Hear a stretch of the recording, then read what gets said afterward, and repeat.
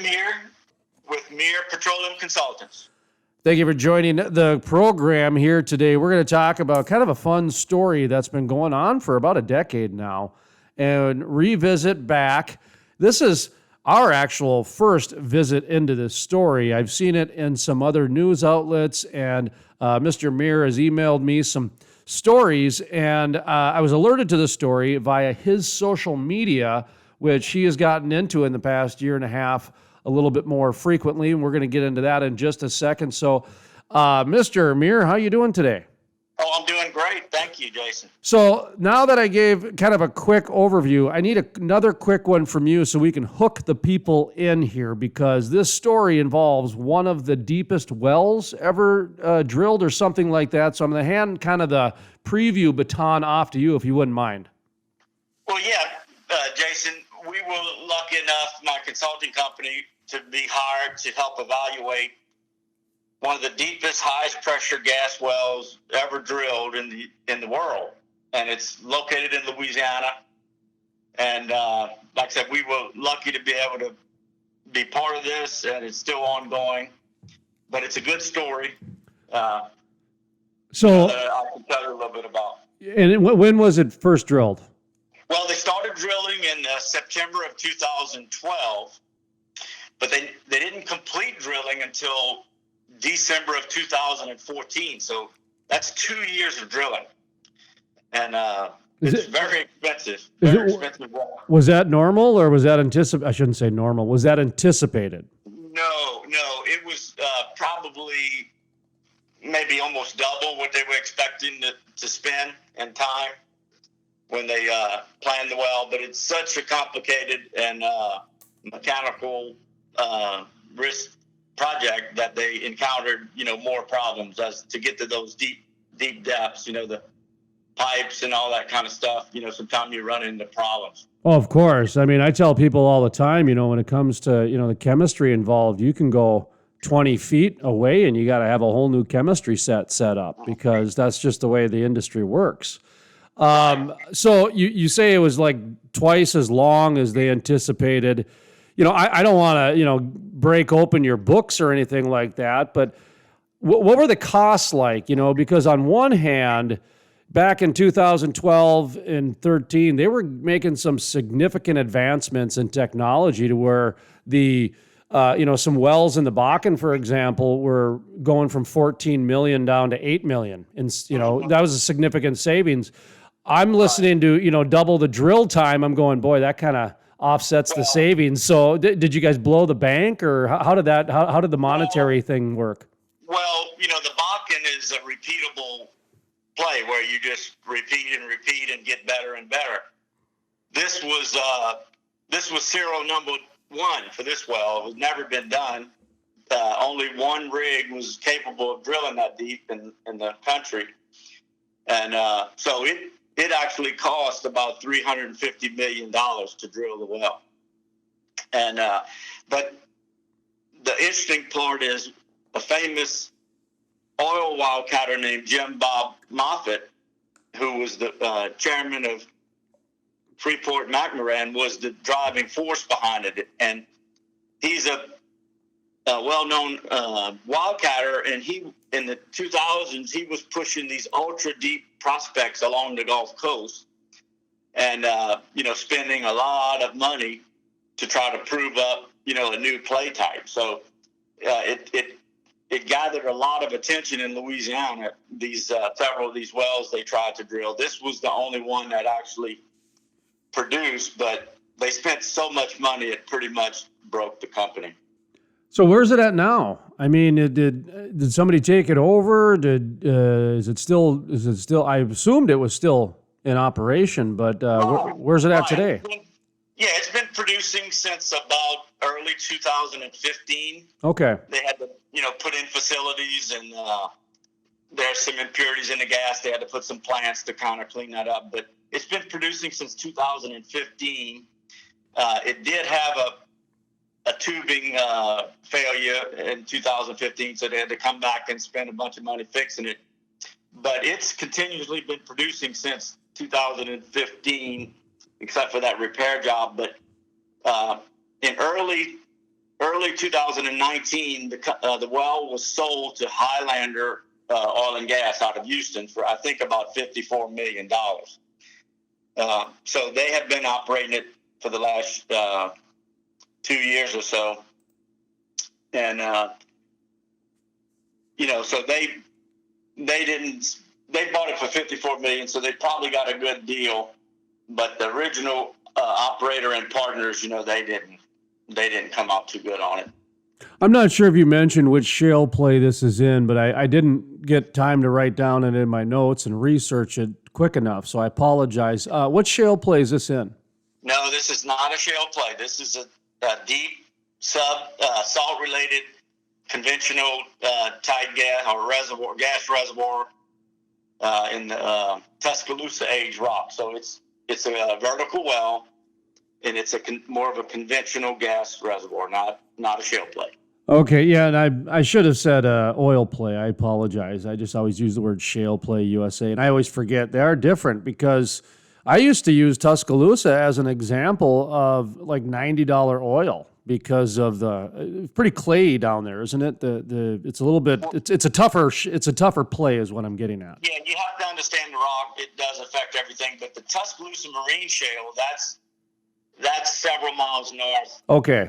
On onshore Louisiana, up in around Mississippi, Louisiana border. That's an oil shale play. Oh, there is an actual Tuscaloosa shale play then. Okay, so I see this stuff gets pretty complex and pretty splitting of hairs pretty quickly with this. Like, I was talking to the North Dakota Pipeline Authority guy yesterday, and I felt embarrassed because I forgot the Keystone Pipeline is different than the Keystone XL pipeline. You get so bogged down with everything, and then you throw in your personal life, and that's why the media's job, my job, it's so important to be the eyes and ears for people out there because this world is so busy.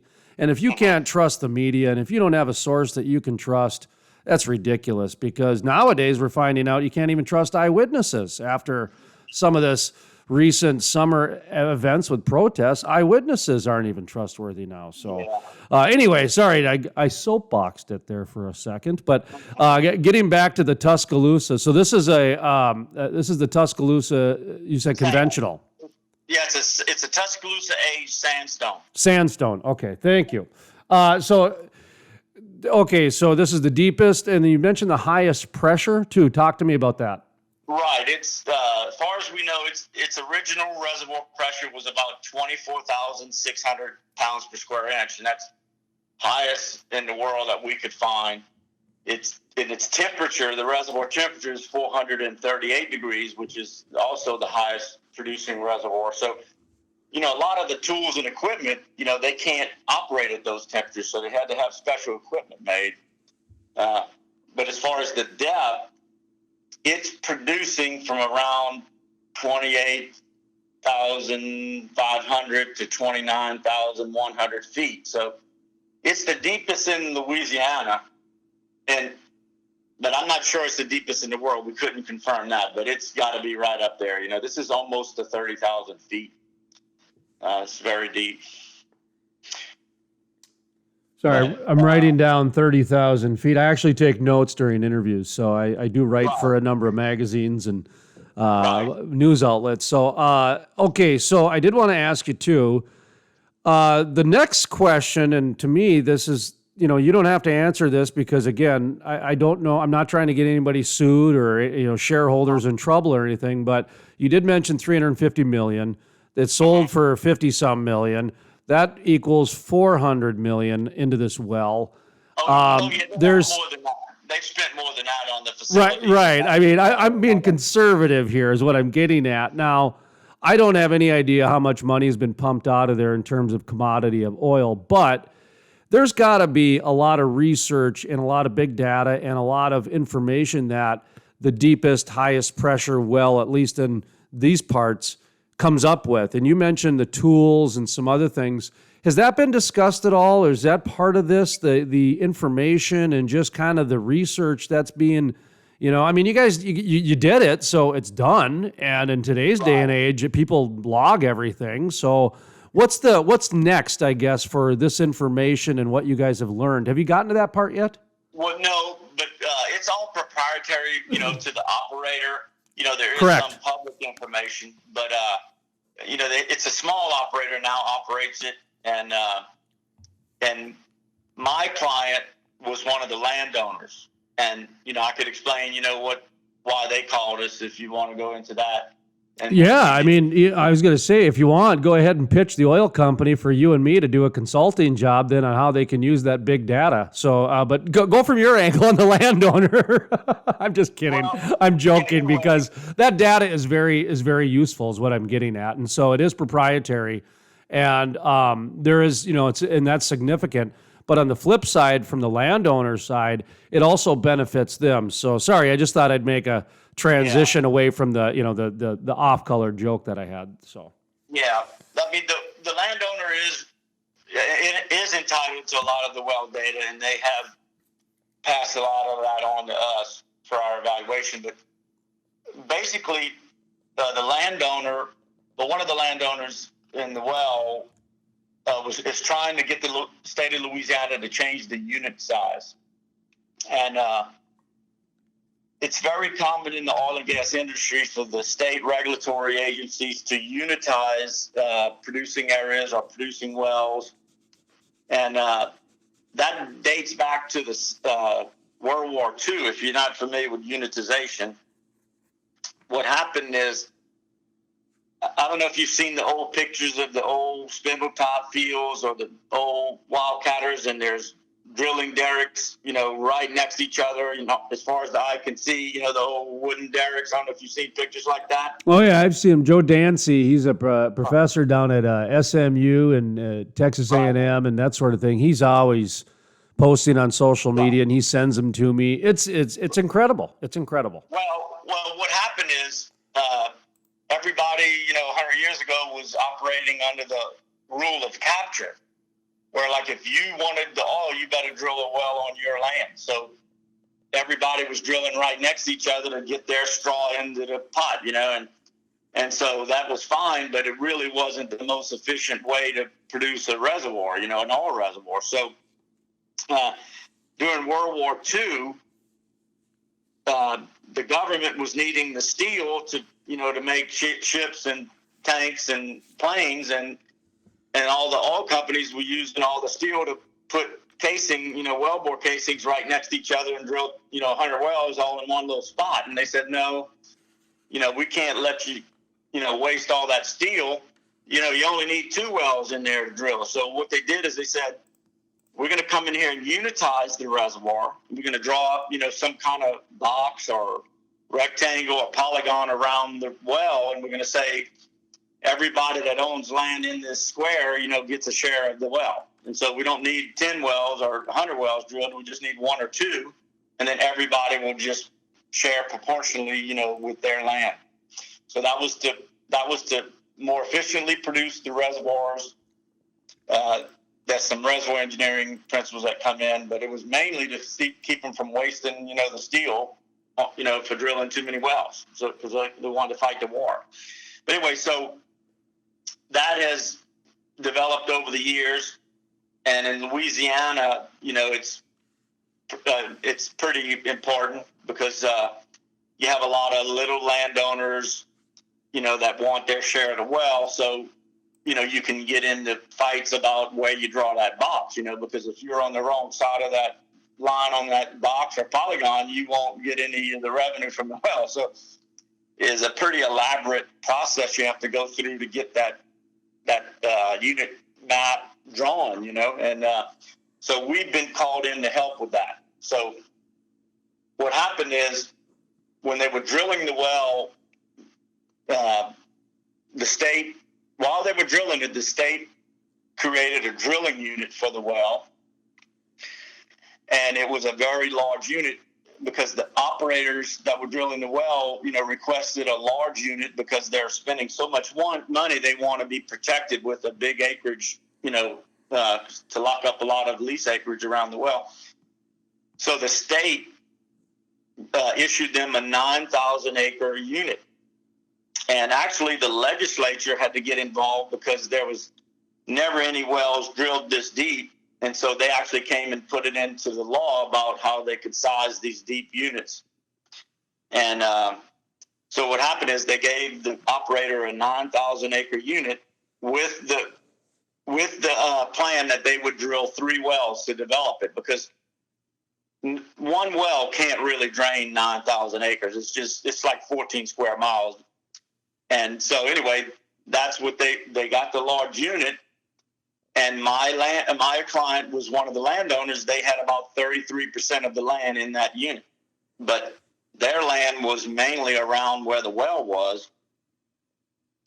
And so after several years, the oil company said, well, it's really too expensive to drill another well. We need a delay. We can't drill the number 2 and the number 3, which they were obligated to drill 3 wells to develop the unit.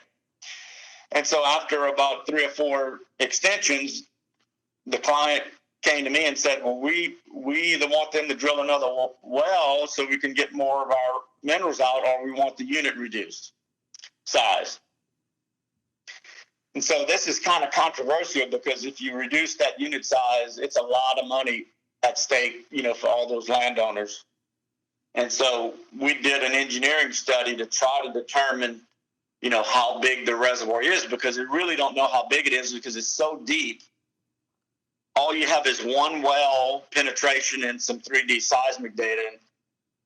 And, at 30,000 feet, seismic data, really can't image, the reservoir that great. So anyway, we did an extensive engineering study, and we think the reservoir is much smaller than 9,000 feet. So we're going to present that evidence to the state Commissioner of Conservation in October. It's kind of like a trial procedure where you have to present your evidence, and the operator is resisting, and they want to keep the unit at 9,000 acres because that protects all their leases.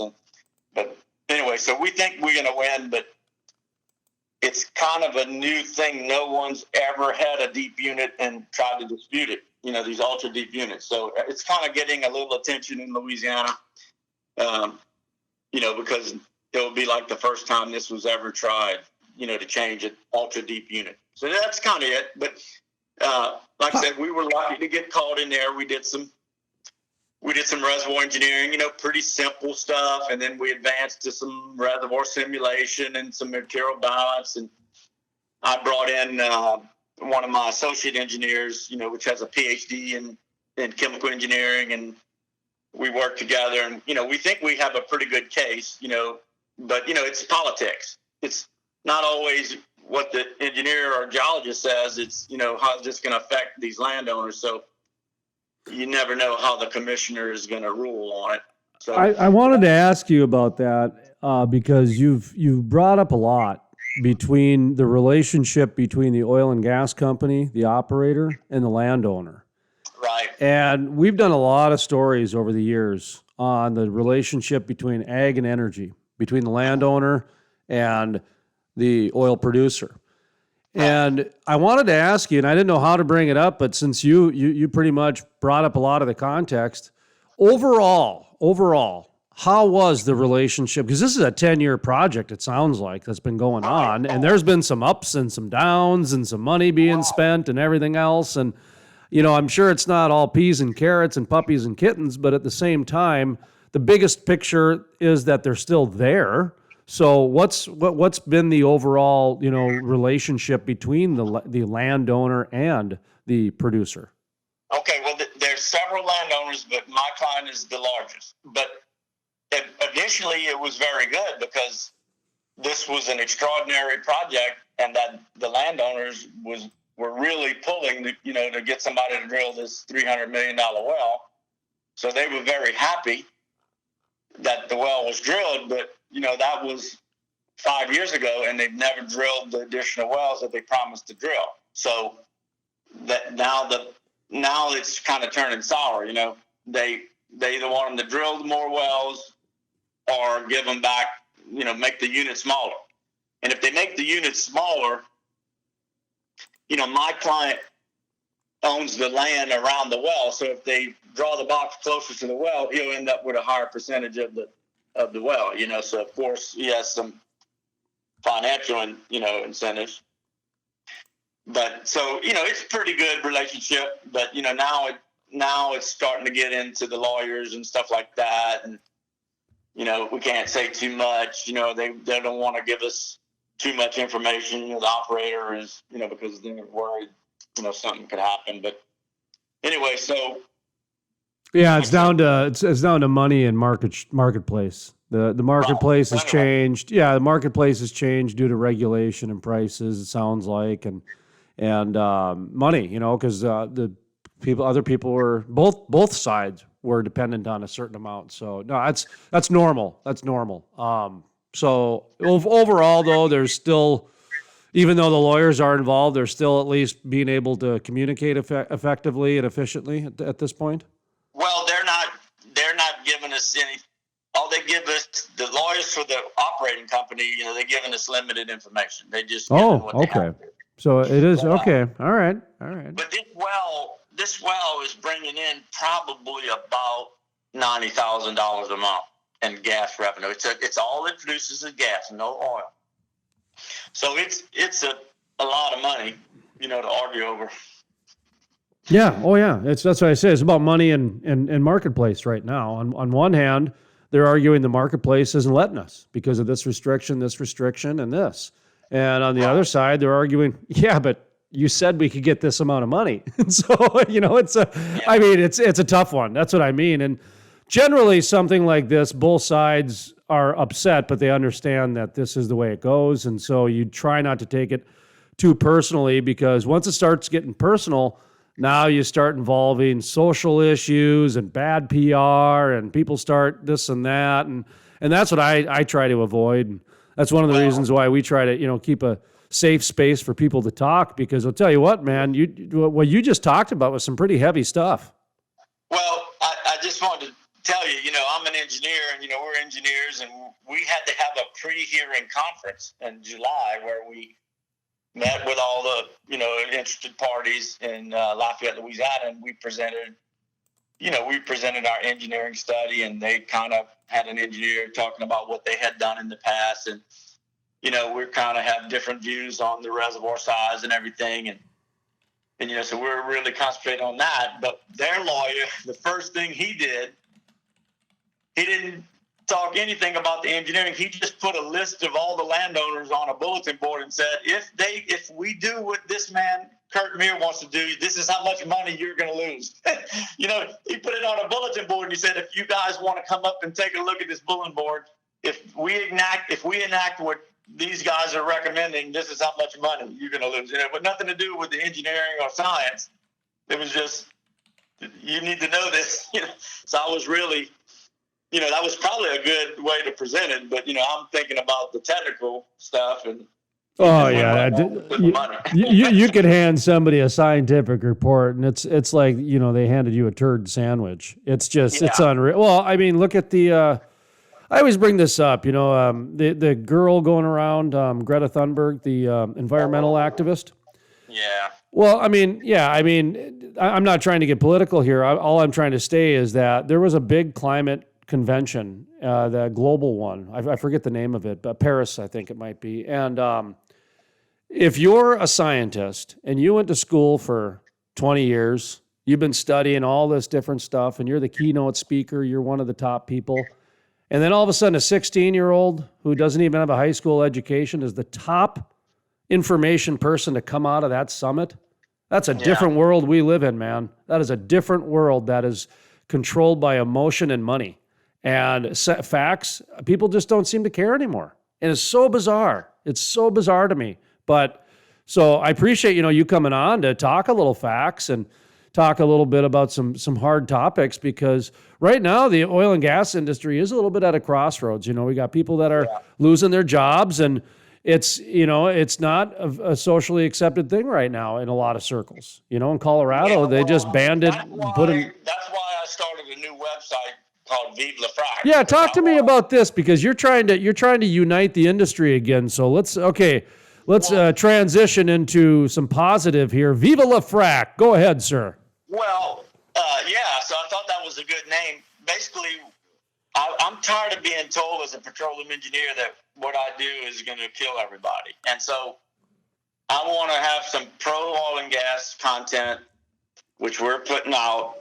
We interviewed, an activist guy, and we're going to have educational materials. So it's going to be engineering educational materials plus pro oil and gas content and articles and stuff. So we started about 2 months ago, so you can check it out.